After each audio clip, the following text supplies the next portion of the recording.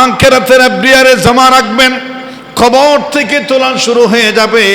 এফডিআরের এটা তুলন হবে কবর থেকে শুরু, হাসরের ময়দানে আখিরাতে এই এফডিআরের মজা স্বাদ নেওয়া শুরু হয়ে যাবে।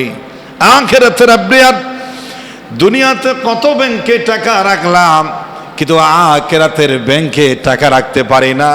দুনিয়ার ব্যাংকের টাকাগুলো আমার ওয়ারিসই ভোগ করবে, আর আমার আখিরাতের এফডিআরের টাকাগুলো একেবারে জান্নাত পর্যন্ত আমি নিজে ভোগ করব। বলেন সুবহানাল্লাহ। দুনিয়ার ব্যাংকের টাকা আমি ভোগ করতেও পারি, নাও করতে পারি।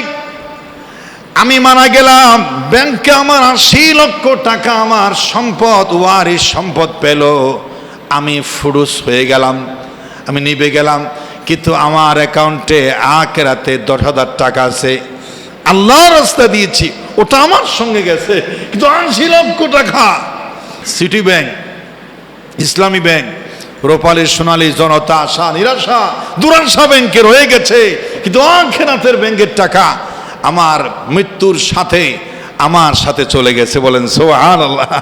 কত লোভ দেখায়, আখিরাতের বিশ্বাসের কথা বলা হয়, কবরে পাবে, হাসরে পাবে, আল্লাহর সামনে পাবে, জান্নাতে পাবে, লক্ষ কোটি গুণে বাড়িয়ে তোমার হাতে দেয়া হবে।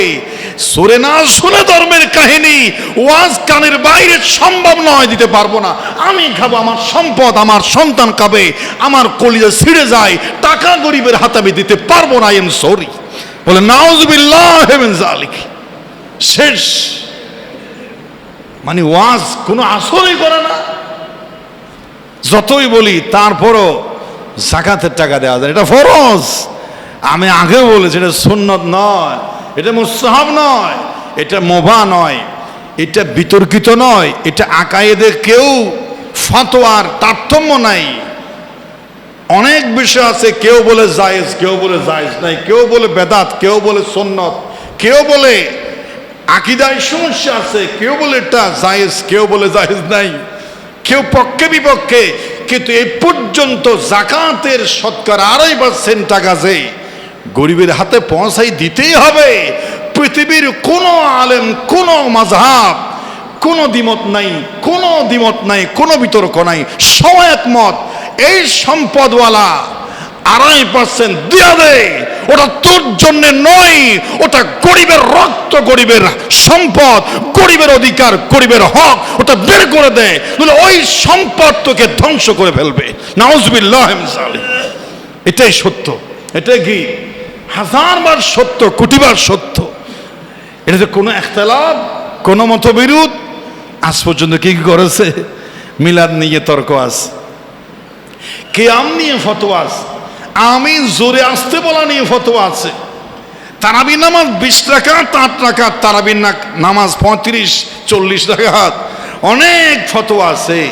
এই জন্য কেউ পড়ে, কেউ 8, কেউ 10, কেউ 12, কেউ 20, কেউ নাই, কেউ বলে এটা সুন্নত। কত ফরজ বাদ যায়, সুন্নত বাদ গেলে তাতে কি হয়েছে? অসংখ্য মানুষ তারাবি নামাজ পড়ে না, কিন্তু এর থেকে অনেক অনেক উপরে যাকাত দিতেই হবে, কোনো সন্দেহ। আলহামদুলিল্লাহ, সুম্মা আলহামদুলিল্লাহ। আল্লাহ পাক সুবহানাহু ওয়া তাআলার দরবারে হাজার লাখ অনন্ত অযুত কোটি কোটি কালিমাতুশ শুকর আদায় করছি যে আল্লাহ সুবহানাহু ওয়া তাআলা আজকের এই পবিত্র জুমার দিনে মাহে রমজানুল মুবারকে প্রথম সময় আল্লাহর পবিত্র ঘরের মেহমান হওয়ার সৌভাগ্য দান করেছেন। সে আল্লাহর দরবারে খুশি হয়ে প্রাণ খুলে জবান ছেড়ে মুহাব্বতের সাথে সবাই পড়ছে আলহামদুলিল্লাহ। আরো একবার বলি আলহামদুলিল্লাহ। লাখ কোটি তার চাইতে অনেক অনেক বেশি দরুদ সালামের হাদিয়া পেশ করছি মানবতার মুক্তির একমাত্র দিশারি সরওয়ারে কায়নাত নূরে মুজাসসাম রহমতে দো আলম শফিউল মুজনিবিন রাহমাতুল লিল আলামিন গুনাহগার উম্মতের কান্ডারি সর্বকালের সর্বযুগের সর্বশেষ ও সর্বশ্রেষ্ঠ মহামানব আল্লাহর প্যারা হাবিব মুহাম্মাদুর রাসূলুল্লাহ সাল্লাল্লাহু আলাইহি ওয়াসাল্লামের প্রতি মুআজ্জাজ হাজিরিন কিরাম, পবিত্র মাহে রমজান মুবারকের কারণে আমরা অনেক প্রকার ইবাদত বান্দেগি করার সৌভাগ্য আমাদের হচ্ছে।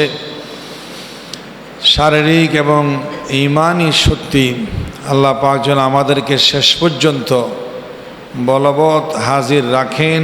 সবাই বলেন আল্লাহুম্মা আমিন। অনেকেই শারীরিক শক্তিতে মাইনাস হয়ে যায়, শরীরে কোলায় না। অনেকেই শরীরে কোলায় কিন্তু ঈমানে কোলায় না, ঈমানি জজবায় কোলায় না। এই দুই মাইনাস শক্তি মাইনাস হওয়ার ফলে রমজান মুবারকের ফজিলত সম্মান মর্যাদা আমরা করতে ব্যর্থ হই দুই দুর্বলতার কারণে। শারীরিক দুর্বলতা এটা ক্ষমার যোগ্য, এটা মোটামুটি বেশি সমালোচনা বা বেশি ক্ষতিকারক নয়। শরীরে কোলায় না, আমি করব কি? রোজা রাখতে পাচ্ছি না, ডাক্তারের আমার ওষুধের সমস্যা, আমার চিকিৎসার প্রবলেম, এটা ক্ষমার যোগ্য। এটা আল্লাহকে বোঝানো সম্ভব হবে, আল্লাহ আমি অসুস্থ ছিলাম। কিন্তু ঈমানি দুর্বলতা এটাতে কোনো ছাড় নাই। ঈমানি দুর্বলতা শয়তানের সাথে না পারা, নফসের সাথে না পারা, এটা আল্লাহ পাক আমাদেরকে ঈমানি নফসের এই যে দুর্বলতার থেকে আল্লাহ পাক আমাদেরকে হেফাজত করে, বলুন আমিন। সময় আরও আছে, এখনো সময় আছে। 17ই রমজান আজকে হচ্ছে একটি ঐতিহাসিক দিন। মুসলমানদের ইতিহাসে আজকে একটি বিজয়ের দিন, ইসলামের প্রথম বিজয়। ইসলামের প্রথম যে বিজয় এসেছে, ইসলামের প্রথম যুদ্ধ নাম হচ্ছে বদর যুদ্ধ। আজকে হচ্ছে ঐতিহাসিক বদরের দিন। আল্লাহ পাক যখন যেটা বলেন সেটা করার নাম হচ্ছে ইবাদত। রমজান মাসে রোজা থাকা এটা ইবাদত, কিন্তু আল্লাহ পাক যখন বলেছেন যুদ্ধ করতে হবে, বাতিলের সাথে জিহাদ করতে হবে, তখন সেটাই ইবাদত। তো এই বদরের দিনের কারণে এই অনেক দিন রোজা রাখতে পারে না মুসলমানগণ, জিহাদ করেছে। এই রমজান মাসের এই 17ই রমজান হচ্ছে ঐতিহাসিক বদরের দিন। এই ইতিহাসে দেখা যায় যুদ্ধ শুধু বদরের 17ই দিবস হয় নাই। ইসলামের প্রথম যুদ্ধ বদরের যুদ্ধ হয়েছে 17ই রমজান। এরপর আরেকটা যুদ্ধ, সেটা হচ্ছে আহজাবের যুদ্ধ, সেটাও সংগঠিত হয়েছে 5ম হিজরিতে। রমজান মাস, তাও রমজান মাস, খন্দকের যুদ্ধ, আহজাবের যুদ্ধ। এরপরে মক্কা বিজয় হয়েছে 8ম হিজরি 20শে রমজান, মক্কা বিজয়, ফতে মক্কা। এটাও চূড়ান্ত বিজয় হয়েছে 20শে রমজান। তাবুকের যুদ্ধ, ঐতিহাসিক বিশাল কাফেরদের সাথে জীবন মরণের লড়াই, সেটাও হয়েছে 9ম হিজরি রমজান মাসে।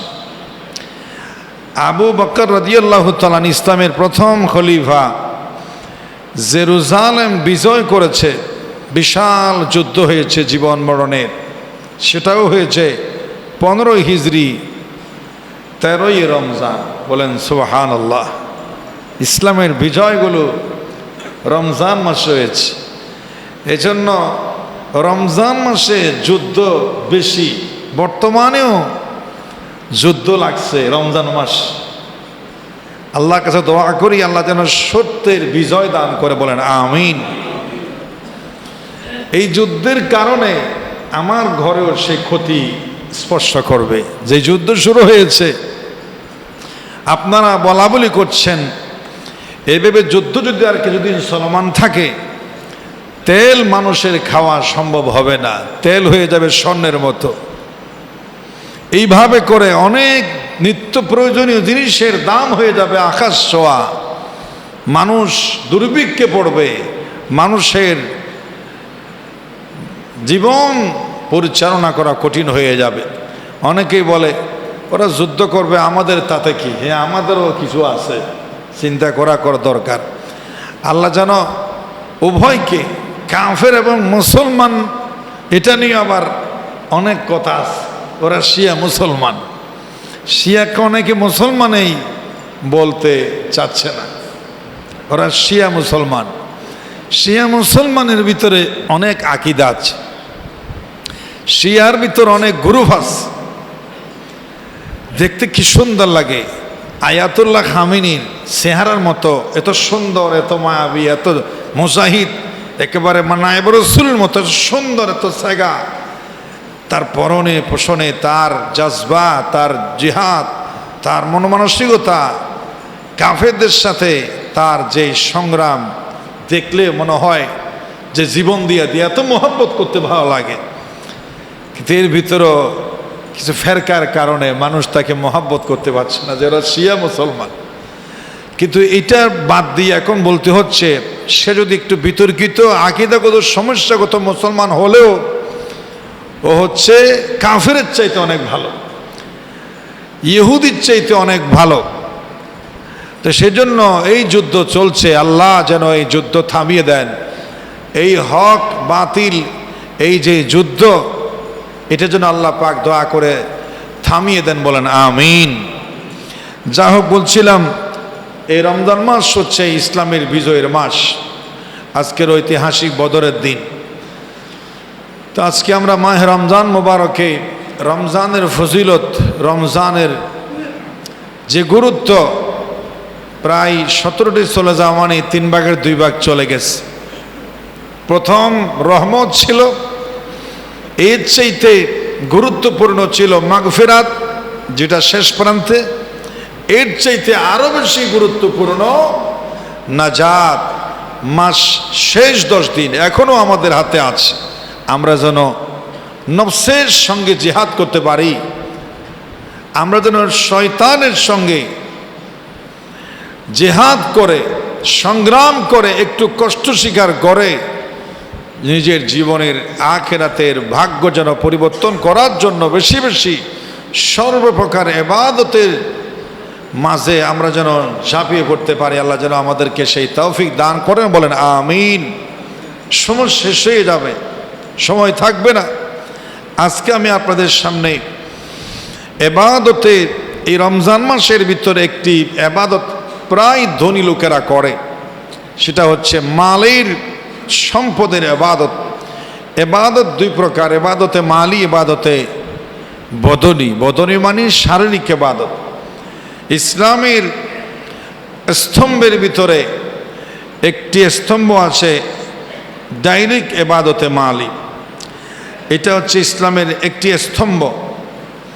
আজ যাকাত রুকনুম মিন আরকানিল ইসলাম, ইসলামের 5ম রুকনের একটি রুকনের নাম হচ্ছে যাকাত, সরাসরি যাকাত। এবং এই যাকাত হচ্ছে ইবাদতে ফরজ, এটার বিধান হচ্ছে ফরজ। আর যাকাতু ফরজুম মিনাল্লাহি তাআলা, যাকাত প্রদান করা, নামাজ যেমন ফরজ, এটাও ফরজ। কিন্তু আমরা বেশিরভাগ মানুষ মনে করি নামাজ ফরজ, রোজা ফরজ, কিন্তু যাকাতটা সুন্নত জায়েদা। যাকাতটাকে আমরা মনে করি সুন্নতে জায়েদা। এটা কেন বলি? নামাজ পড়তে আসলে যার ইচ্ছা সুন্নত পড়ে, যার ইচ্ছা পড়ে না, এটা হচ্ছে নফল, সুন্নতে জায়েদা।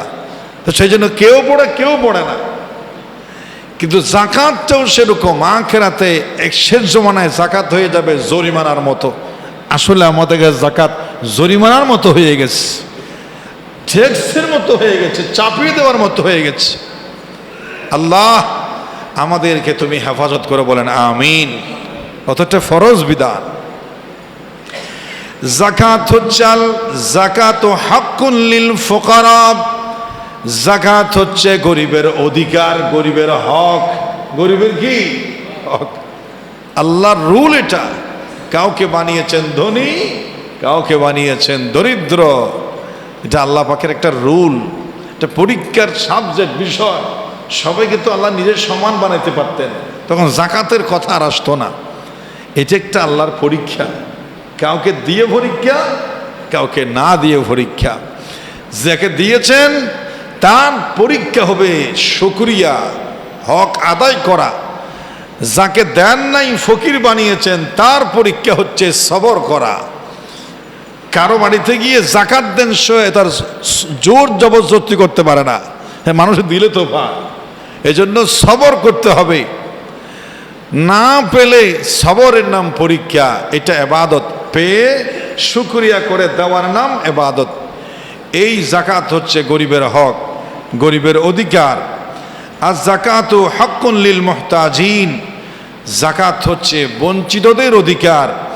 আর জাকাতু সাবাবু রাইসি লিজিয়াদাতিল মাল, জাকাত হচ্ছে সম্পদ বৃদ্ধির প্রধান কারণ। জাকাত দিলে সম্পদ বাড়বে, হজ করলে সম্পদ বাড়ে। হজ যে ব্যক্তি করেছে, হজ করে সে যদি হজ কবুল হয়, জীবন সে অভাবে পড়বে না। হজ মানুষের রিজিকের রাস্তা প্রশস্ত করে দেন, বলেন সুবহানাল্লাহ। কিন্তু আমরা বুঝি না, 5 লক্ষ টাকা পারি না তো, আমরা নফসের সঙ্গে পারি না। এই 5 লাখ 7 লাখ খরচ হবে, আমি তো ফকির হয়ে যাব, এই চিন্তায় অনেক হজ ফরজ করেনওয়ালা মানুষ হজ আদায় করতে পারছে না। জাকাতও সেরকম। আর জাকাত হচ্ছে অর্থনৈতিক চাকা সচল করে। জাকাত হচ্ছে বৈষম্য দূর করার মেশিন। জাকাত কি? জাকাত হচ্ছে, আমি সংক্ষেপে এমনি কয়েকটি পয়েন্ট বলি, তারপর আমি বিস্তারিত বলবো। জাকাত হচ্ছে সামাজিক বৈষম্য দূর করার সমাধান। জাকাত হচ্ছে ধনীদের অর্থনৈতিক ময়লা আবর্জনা, এগুলো তাদের কাছে ময়লা, নাপাক সম্পদের একটা অংশ 2.5% ধনীদের, এটা তার জন্য বৈধ নয়, এটা তার জন্য পাক নয়, এটা তার জন্য নাপাক। আপেলের সামান্য অংশ যদি পছন্দ করে, সে অংশটা যদি ভালো থেকে কেটে আলাদা করে ফ্রিজে না রাখা হয়, ওই পছন্দ আপেলটা ভালো আপেলকে নষ্ট করবে। সম্পদের অংশ যদি জাকাত আলাদা করে গরিবের হাতে পৌঁছে দেয়া না যায়, ধনীদের ইনকাম, হালাল ইনকাম, বৈধ ইনকাম, তার নিজের সম্পদ, তার জন্য কাল হবে, পছন্দ করবে, নাপাক হবে, জাহান্নামে আগুনে জ্বলার কারণ হবে, ধ্বংসের কারণ হবে। ওই 2.5% 97 টাকাকে ধ্বংস করে ফেলবে। নাউজুবিল্লাহ বলেন। 97 টাকা, 2.5 টাকা বাদ দিলে কত হয়? 97, 1025 টাকা। সবাই বলেন মাত্র, বলেন তো সবাই, বলেন না সবাই মাত্র, জবান দিয়ে বলেন এটা। কারণ 25 টাকা এটা অনেক বড় হয়ে যায়, 1000 টাকা বড় হয় না, বড় হয় 25 টাকা। এটা আমাদের কাছে অনেক বড় হয়ে যায়। আল্লাহ, এই অন্তর ধ্বংস হয়ে গেছে। 1025 টাকা শুধুমাত্র, কেবলমাত্র মাত্র মাত্র 25 টাকা, এটা আমরা দিতে পারি না। 1025, 1000 টাকা বড় হয় না, 25 টাকা বড় হয়। সুবহানাল্লাহ, আল্লাহ তো বেশি যাচ্ছেন না। হাসরের দিন বলিবেন, খোদা, হে আদম সন্তান, তুমি মুরির সেবা করো নাই, যবে ছিন রোগে অজ্ঞান। মানুষ বলিবে, তুমি প্রভু করতার, আমরা কেমনে লইব তোমার পরিচর্যার বার। বলিবেন, খোদা, দেখুনি মানুষ কেঁদেছে রোগের ঘরে, তারই সেবা শুশ্রূষা করলে সেটাই পাইতে মোরে। আল্লাহর হাতে দেওয়া। সেজন্য বলছি, জাকাত হচ্ছে অর্থনৈতিক ধনীদের জন্য ময়লা। জাকাত হচ্ছে সামাজিক বন্ধন শক্তিশালীকরণ এর হাতিয়ার। জাকাত হচ্ছে নিয়ামতের কৃতজ্ঞতা প্রকাশ। জাকাত হচ্ছে নিয়ামতের কৃতজ্ঞতা প্রকাশ। জাকাত হচ্ছে পারস্পরিক সম্পর্ক উন্নয়নের হাতিয়ার। জাকাত হচ্ছে আল্লাহর পক্ষ থেকে বিশাল একটা পুরস্কার পাওয়ার মিডিয়া মাধ্যম। যাকাত দিলে আল্লাহ বহুগুণে পুরস্কার দেবেন। যাকাত হচ্ছে মুমিনদের ইবাদতে মালি। যাকাত হচ্ছে মানুষের মর্যাদা সম্মান বৃদ্ধির কারণ। যাকাত হচ্ছে পরকালীন এফডিআর। এখানে টাকা রাখলে, এই শাখায় রাখলে যে কোনো শাখা থেকে তোলা যায়, শুধু অ্যাকাউন্টে নাম্বারটা জানা থাকতে হয়। আখিরাতের এফডিআরে জমা রাখবেন, কবর থেকে তোলা শুরু হয়ে যাবে। এফডিআরের এটা তুলন হবে কবর থেকে শুরু। হাসরের ময়দানে আখিরাতে এই এফডিআরের মজা স্বাদ নেওয়া শুরু হয়ে যাবে। আখিরাতের এফডিআর, দুনিয়াতে কত ব্যাংকে টাকা রাখলাম, কিন্তু আখিরাতের ব্যাংকে টাকা রাখতে পারি না। দুনিয়ার ব্যাংকের টাকাগুলো আমার ওয়ারিসই ভোগ করবে, আর আমার আখিরাতের এফডিআরের টাকাগুলো একেবারে জান্নাত পর্যন্ত আমি নিজে ভোগ করব। বলেন সুবহানাল্লাহ। দুনিয়ার ব্যাংকের টাকা আমি ভোগ করতেও পারি, নাও করতে পারি। আমি মারা গেলাম, ব্যাংকে আমার 80 লক্ষ টাকা আমার সম্পদ, ওয়ারিস সম্পদ পেল, আমি ফুরুস হয়ে গেলাম, আমি নিভে গেলাম, কিন্তু আমার অ্যাকাউন্টে আখিরাতে 10,000 টাকা আছে, আল্লাহর রাস্তা দিয়েছি, ওটা আমার সঙ্গে গেছে, কিন্তু 80 লক্ষ টাকা সিটি ব্যাংক, ইসলামী ব্যাংক, রূপালী সোনালী জনতা, আশা নিরাশা দুরাশা ব্যাংকে রয়ে গেছে, কিন্তু আখিরাতের ব্যাংকের টাকা আমার মৃত্যুর সাথে আমার সাথে চলে গেছে। বলেন সুবহানাল্লাহ। কত লোভ দেখায়। আখিরাতের বিশ্বাসের কথা বলা হয়, কবরে পাবে, হাসরে পাবে, আল্লাহর সামনে পাবে, জান্নাতে পাবে, লক্ষ কোটি গুণে বাড়িয়ে তোমার হাতে দেয়া হবে। সুরে না শুনে ধর্মের কাহিনী ওয়াজ কানের বাইরে সম্ভব নয়, দিতে পারবো না। আমি খাবো, আমার সম্পদ আমার সন্তান খাবে, আমার কলিজা ছিঁড়ে যায়, টাকা গরিবের হাতে আমি দিতে পারবো না। এম সরি বলে নাউজুবিল্লাহ মিন যালিক। শেষ। মানে ওয়াজ কোনো আসরই করে না। যতই বলি তারপরও যাকাতের টাকা দেওয়া যায়, এটা ফরজ। আমি আগেও বলেছি এটা সুন্নত নয়, এটা মুস্তাহাব নয়, এটা মুবাহ নয়, এটা বিতর্কিত নয়, এটা আকায়েদে কেউ ফতোয়ার তারতম্য নাই। অনেক বিষয় আছে, কেউ বলে জায়েজ, কেউ বলে জায়েজ নাই, কেউ বলে বেদাত, কেউ বলে সুন্নত, কেউ বলে আকীদায় সমস্যা আছে, কেউ বলে এটা জায়েজ, কেউ বলে জায়েজ নাই, কেউ পক্ষে বিপক্ষে। কিন্তু এই পর্যন্ত যাকাতের শতকরা 2.5% টাকা যে গরিবের হাতে পৌঁছাই দিতেই হবে। পৃথিবীর কোনো আলেম, কোনো মাযহাব, কোনো দ্বিমত নাই, কোনো দ্বিমত নাই, কোনো বিতর্ক নাই, সবাই একমত। এই সম্পদওয়ালা 2.5% দিয়া দে, ওটা তোর জন্য নয়, ওটা গরিবের রক্ত, গরিবের সম্পদ, গরিবের অধিকার, গরিবের হক, ওটা বের করে দে, তাহলে ওই সম্পদ তোকে ধ্বংস করে ফেলবে। নাউজুবিল্লাহ মিন যালিক। এটাই সত্য। এটা কি 1000 বার সত্য, কোটিবার সত্য। এটাতে কোনো ইখতিলাফ, কোনো মতবিরোধ আজ পর্যন্ত কি করেছে?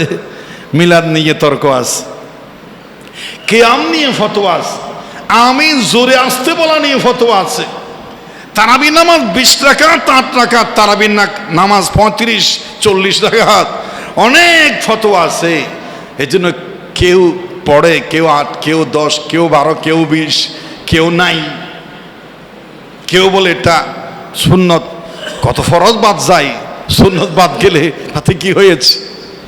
অসংখ্য মানুষ তারাবি নামাজ পড়ে না, কিন্তু এর থেকে অনেক অনেক উপরে যাকাত দিতেই হবে, কোনো সন্দেহ। এজন্য যাকাত পরকালীন জীবনের এফডিআর। আমি আমার ভাষায় বলি, যাকাত হচ্ছে আখিরাতের এফডিআর, আখিরাতের ডিপিএস। আখিরাতের কি? ডিপিএস। যাকাত হচ্ছে মুসলিম উম্মার ঐক্যের প্রাচীর। যাকাত হচ্ছে সামাজিক ব্যালেন্স রক্ষার হাতিয়ার। যাকাত হচ্ছে আল্লাহর নিকট সম্পদের জবাবদিহিতা। সর্বোপরি যাকাত হচ্ছে তাকওয়া অর্জনের উপায়, তাকওয়া অর্জনের উপায়। এখন দান, যাকাত এক জিনিস, এর বাইরে আবার আছে এমনি জেনারেল দান। দান জাকাত দিলে কিন্তু অন্তর নরম হয় না, সম্পদ ভাগ হয়, কিন্তু দান করলে অন্তর নরম হয়। দান কাকে বলা হয়?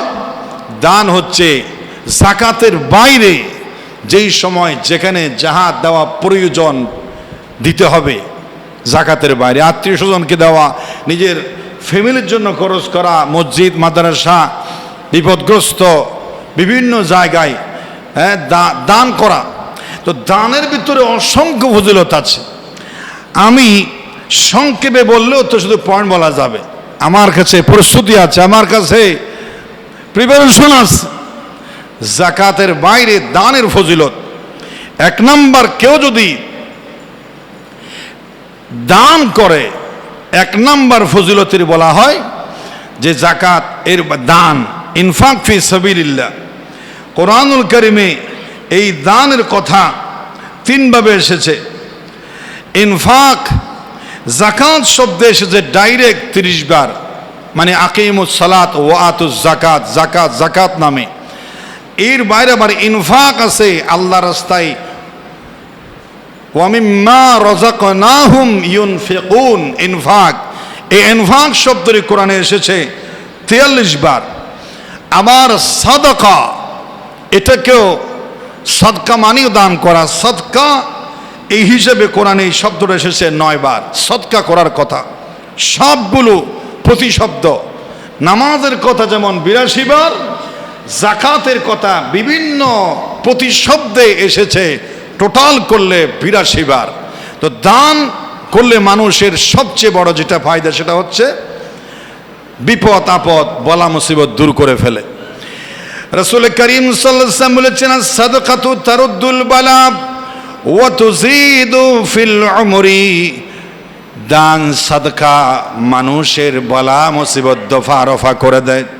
2 নম্বরে, আমি শুধু পয়েন্ট বলে যাবো, আজকে লম্বা ওয়াজ সম্ভব হয় না, তো পয়েন্ট বলে দিই আপনাদের বোঝার জন্য। এই জাকাত এবং দান, রমজান মাসে যাদের জাকাত বরজ হয় নাই কিন্তু দান করবেন, দান করার জন্য সম্পদশালী হওয়া লাগে না। আমার কাছে শুধুমাত্র 1000 টাকা আছে, আমি দিতে পারি 20 টাকা। আমার কাছে 100 টাকা আছে, আমি দিতে পারি 10 টাকা 20 টাকা দিতে পারি। আর যদি না জাকাত যদি দান না করে তাহলে অনেক বড় পরিণতির কথা আছে। কোরআন কারীমের সূরা তাওবা আল্লাহ পাক বলেছেন, ওয়াল্লাযীনা ইয়াকনিজুনাজ যাহাবা ওয়াল ফিদ্দা ওয়ালা ইউনফিকুনাহা ফি সাবিলিল্লাহি ফাবাশশিরহুম বিআযাবিন আলীম। যারা স্বর্ণরূপা জমা করে কিন্তু আল্লাহর রাস্তায় দান করে না, তাদেরকে কঠিন যন্ত্রণাদায়ক শাস্তির হুঁশিয়ারি সুসংবাদ দান করুন। ইয়াউমা ইউহমা আলাইহা ফি নারি জাহান্নাম। সম্পদগুলো গরিবের হাতে দেওয়ার কথা না দিয়ে রেখে দিল। ওই সম্পদগুলো সে মারা গেলেও আল্লাহ পাক এগুলো হিসাব করে রেখেছেন, কত হাজার শত টাকা জাকাত দেয় নাই। হাসরের ময়দানে সবগুলো আল্লাহ পাক জমা করবেন, এক জায়গায় একত্রিত করবেন। ইয়াউমা ইয়াহমা আলাইহা ফি নারি জাহান্নাম। ওই সম্পদগুলো জাহান্নামের আগুনে গরম করা হবে। কোরআনের আয়াত সূরা তাওবা। ফাতুকুয়া বিহা জিবাহুহুম, গরম করার পরে দেহটাকে অনেক বড় করা হবে, তারপরে তার ললাটে কপালে ওই আগুন গরম করার সম্পদগুলো সেক দেওয়া হবে। ওয়া জুনুবুহুম, পার্শ্বদেশে সেক দেওয়া হবে। ওয়া জুহুরুহুম, পিঠের মধ্যে আগুনের সেক দেওয়া হবে। মানুষ চিৎকার করবে, সহ্য করতে পারবে না, চিৎকার মেরে বলবে, আমাকে কেন শাস্তি দেওয়া হচ্ছে, এইগুলো কি এত গরম কেন? আল্লাহ পাক কোরআনে বলছেন, তখন তাকে জানিয়ে দেওয়া হবে, হাযা মা কানাসতুম, এগুলো তোমার জমানো সম্পদ, লি আনফুসিকুম, তুমি নিজের জন্য রেখে দিয়েছিলা। ফাজুকু, সম্পদের এই অন্যায়ভাবে সম্পদ রেখে দেওয়া, এই সম্পদের মজা তুমি রেখে দেওয়ার শাস্তির মজা উপভোগ করো, উপভোগ করো। আর এই আয়াতের তাফসীর করতে গিয়ে রাসূল বলেছেন পরিষ্কার, মান আতাহুল্লাহু মালান ফালাম ইউদ্দি যাকাতাহু মুসিলা লাহু মালুহু ইয়াউমাল কিয়ামাতি সুজাআন আকরা। সুজাআন আকরা, একটি সাপের রূপ ধারণ করা হবে, সাপ ভয়ঙ্কর হবে, কপালে নীল থাকবে, দুটি দাগ থাকবে, লাহু জাবিবাতানে, ভয়ঙ্কর। এই শিং দাগওয়ালা সাপগুলো ভয়ঙ্কর, বিষাক্ত হয়, এগুলো শক্তি দিবে। এগুলোকে বলা হবে তুমি ওর সম্পদ, তোমার মালিককে দাহ করো, মালিককে দাহ করবে। দৌড়াই দৌড়াই ধরে ফেলবে, পেছায়া ফেলবে, শরীর পেছায়া তাকে ফেলে দেবে, চেহারার উপরে সে তাকে আঘাত করবে। আর মানুষ চিৎকার মেরে বলবে, এইমাত্র হাসর মাঠে উঠলাম, তোমার সাথে আমার কিসের দুশ্মনী? সাপ তুমি আমাকে এরকম আঘাত করছো কেন? তুমি কে? সাপকে আল্লাহ পাক বলবেন তুই কথা বল স্পষ্ট কোরআনের ভাষায়। সম্পদ বলবে আনা মালুকা, আমি তোমার মাল, ওয়াকানজুকা, যাকাত না দেওয়া মাল, আমি তোমার সেই সম্পদ। আল্লাহ পাক আমাকে সাপ বানিয়ে তোমাকে আঘাত করার জন্য পাঠিয়েছে, আঘাত করবে, তাকে শেষ করে দিবে। সেদিন মহা মুসিবত থেকে আল্লাহ তুমি আমাদেরকে হেফাজত করে, বলেন আমিন। এখন আমি সংক্ষেপে এমনি দান সদকার ফজিলতের কথা বলি। সাদকা যাকাতের বাইরে, আর যাকাত ফিতরা তো সব জায়গায় যাওয়া যায় না। 2 নম্বর হলো হায়াত বৃদ্ধি করে। যাকাত দিলে হায়াত বাড়ে, হায়াত বাড়ে, যাকাত দিলে বয়স বাড়ে। অথচ যখন শেষ দুর্বল অবস্থায় পড়ে যায়, ডাক্তার যদি বলে আরেকটা ইঞ্জেকশন দিলে তোমার বাবা আরো 1 বছর বাঁচতে পারে, ইঞ্জেকশনের দাম 1 লক্ষ টাকা। সব সন্তান বলবে আমার বাবার হায়াত যদি 1 বছর বাড়ে 2 লাখ টাকা লাগুক আমি দেব, আমার বাবা আরো 1 বছর বাঁচুক। নিজেও বলবে যে লাখ টাকা প্রয়োজনে খরচ করে দেব, আমাকে এটা দেন, আমি 1 বছর বেশি বাঁচতে চাই। অথচ অত টাকা লাগতো না। সবসময় সাদকা দান করার রুল যদি না জানে রাখতো, অটোমেটিক তার হায়াত আল্লাহ পাক বাড়িয়ে দিতেন। যাকাত অপমানজনক মৃত্যু রোধ করে ফেলে। 4 নম্বরে দান আল্লাহর নৈকট্য করা যায়, নৈকট্য অর্জন করা যায়, আল্লাহ খুশি হয়। আল্লাহ পাক বলছেন লান তানালুল বিররা হাত্তা তুনফিকু মিম্মা তুহিব্বুন, তোমার প্রিয় সম্পদ যদি দান করতে না পারো তুমি নেককার হতে পারবে না, পরহেজগার হতে পারবে না। আর সাখিয়ু হাবিবুল্লাহ, দানশীল আল্লাহর বন্ধু হতে পারে। দান করলে কার বন্ধু হতে পারে? আল্লাহর বন্ধু। স্পষ্ট হাদিস, আর সাখিয়ু হাবিবুল্লাহ, দানশীল আল্লাহর বন্ধু। এটা যাকাতের কথা বলা হয় নাই, যাকাতের বাইরেও দানের কথা বলা হয়েছে। ওয়াল বখিলু আদুবুল্লাহ, কৃপণ হচ্ছে আল্লাহর শত্রু। 5 নম্বরে দান করলে পৃথিবীর কোনো ব্যাংকে টাকা রাখলে এত লাভ দেবে না, আখিরাতের ব্যাংকে আল্লাহর রাস্তায় দান করলে আল্লাহ এত বেশি দেবেন, সবচেয়ে ন্যূনতম 700 গুণ আল্লাহ বাড়িয়ে দেবেন। সুবহানাল্লাহ। সর্বনিম্ন মাসালুল লাযীনা ইউনফিকুনা আমওয়ালাহুম ফি সাবিলিল্লাহ, এই আয়াতে আল্লাহ 700 গুণের কথা বলেছে। এবং লাস্টে বলেছেন ওয়াল্লাহু ইউদাইফু লিমান ইয়াশা, আল্লাহ আরো যত বাড়িয়ে দেবেন। এটার নিম্ন বলছে, সর্বোচ্চ আল্লাহ আরো অনেক গুণে আল্লাহ মানুষকে বাড়িয়ে দেবেন। এবং 6 নম্বরে আমি শুধু এই হাদিসটা বলে শেষ করবো, আর বলতে পারবো না বেশি, ভবিষ্যতে বলবো যে মৃত ব্যক্তি যদি দান করে তাহলে আমাদের যে মা বাবা পূর্বপুরুষ যারা কবরে চলে গেছে তাদের কোনো উপকার হয় কিনা।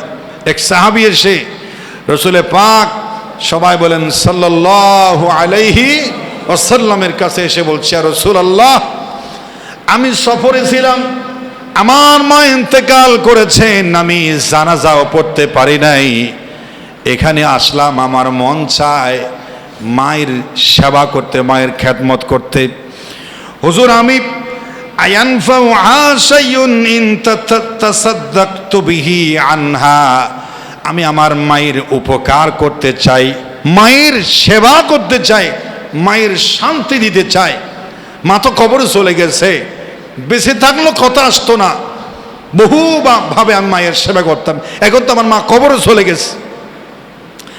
দুনিয়া থেকে আমার কোনো রাস্তা আছে, যেই কাজটা করলে আমার মা শান্তি পাবে, আমার মায়ের কাছে যাবে, আমার মায়ের উপকার হবে, আমার মায়ের উপকার হবে, শান্তি পাবে, এমন কি কিছু করার আমার আছে? সদকা করলে কি আমার মায়ের জন্য, আমার মায়ের কি উপকার হবে? রাহমাতুল আলামিন স্পষ্ট করে বললেন, কলা নাম, পৃথিবীতে যত সন্তান আছে মায়ের জন্য যত সদকা করবে, মায়ের কবরে নিয়ামত হিসাবে পৌঁছায় দেওয়া হবে। বলেন সুবহানাল্লাহ। দুনিয়াতে থাকলে আপেল কমলা, চিকিৎসা, ওষুধপত্র, বালিশ, খাবার দাবার রুচিসম্মত, একটা বুড়ো মানুষের পিছনে কত টাকা খরচ না, তো এখন মারা গেছে একেবারে ভুলে গেলেন, একেবারেই ভুলে গেলেন মা বাবাকে। যদি মনে থাকে তাহলে মা বাবার জন্য সদকা করবেন। এই সদকা বহুভাবে হতে পারে, সদকার বহু রূপ হতে পারে। কোন সময় মেয়ে ছেলে বিবাহ, বিপদ মুসিবত, নলকূপ, মানুষের সমাজ উপকার, কোন সময় রমজান মাস যদি হয় তারাবির হতে পারে, কোরআন তেলাওয়াতের হতে পারে, ইমাম মুয়াজ্জিনের খানা খাবারটা হতে পারে। সেগুলো ধর্মীয় আল্লাহর যত রাস্তা আছে মা বাবার কল্যাণের জন্য।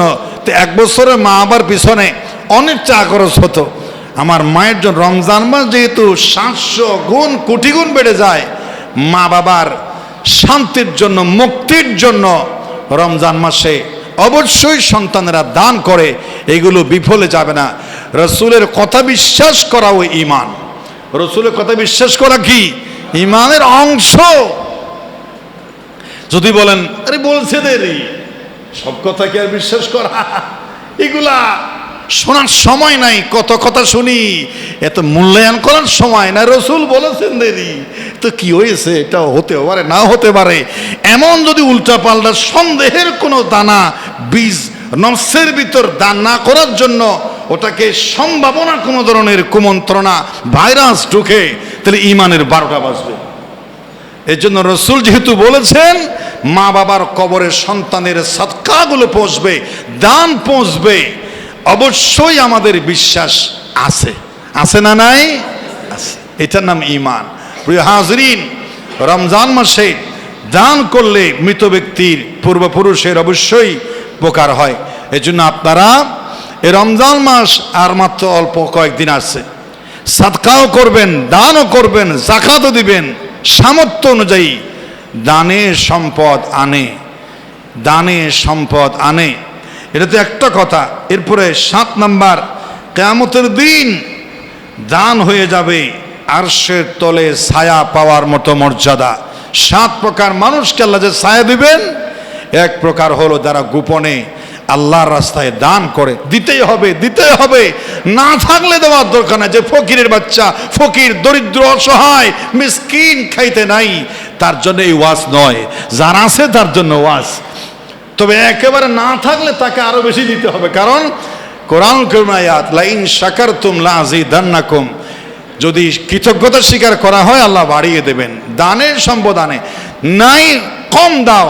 দানের এই ইবাদত চালু রাখতে হবে যদি ভাগ্য পরিবর্তন করতে চাই, আরো বেশি পেতে চাই।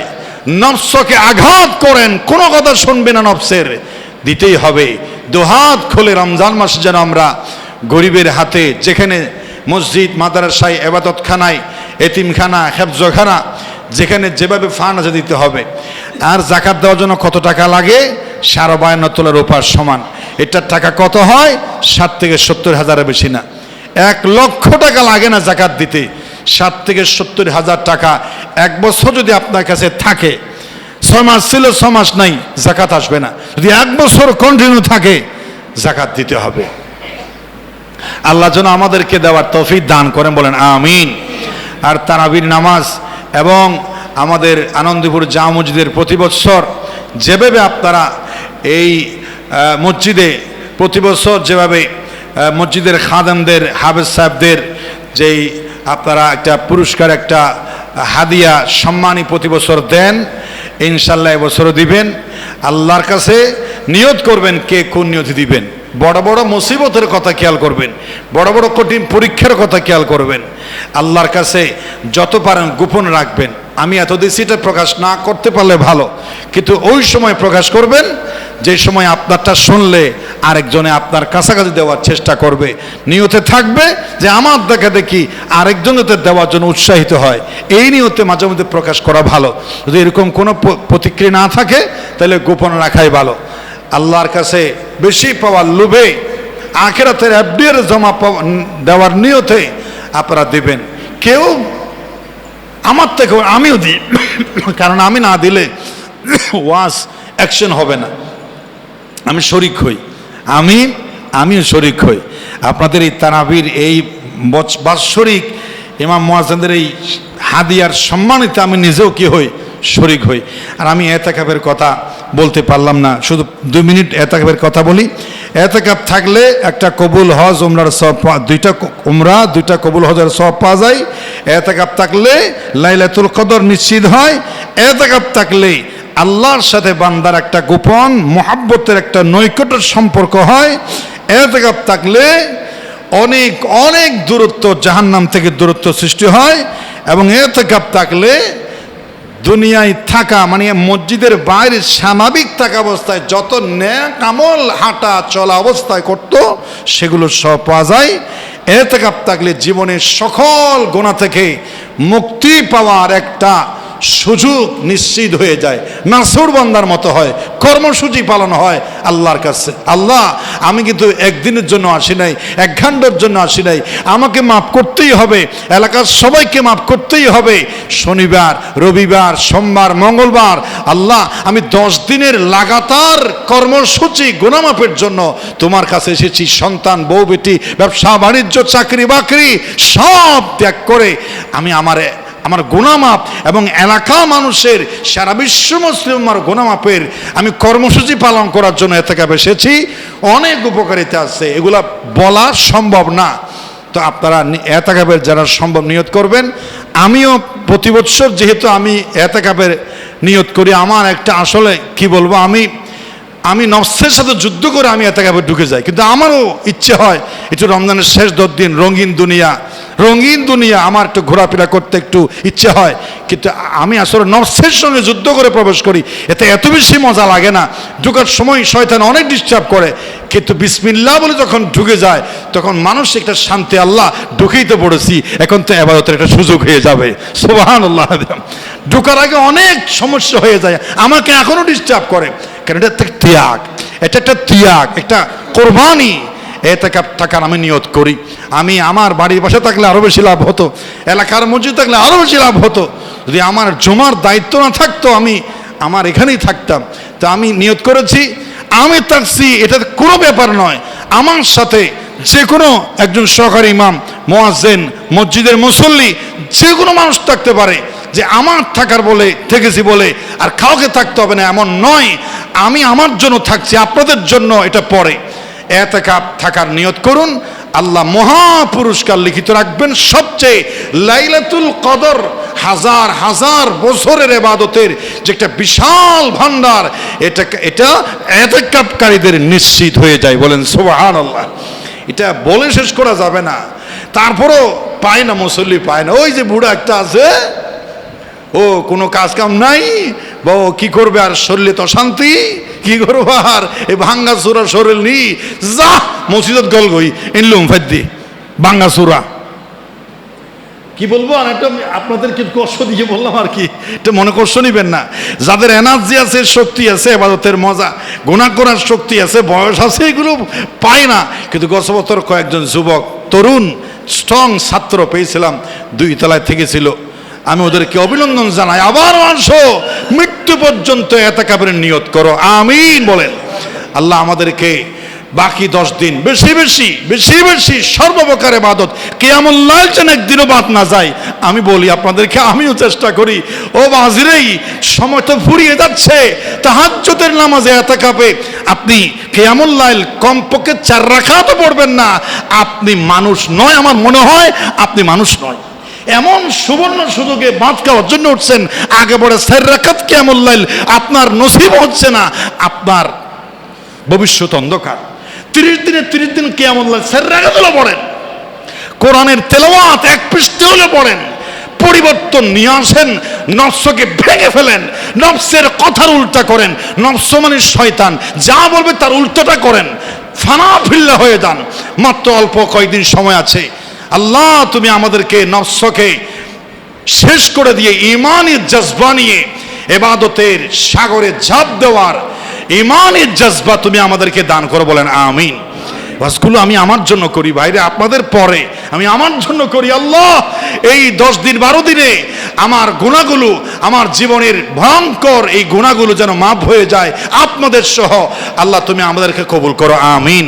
ওয়া আখির দাওয়ানা আলহামদুলিল্লাহ।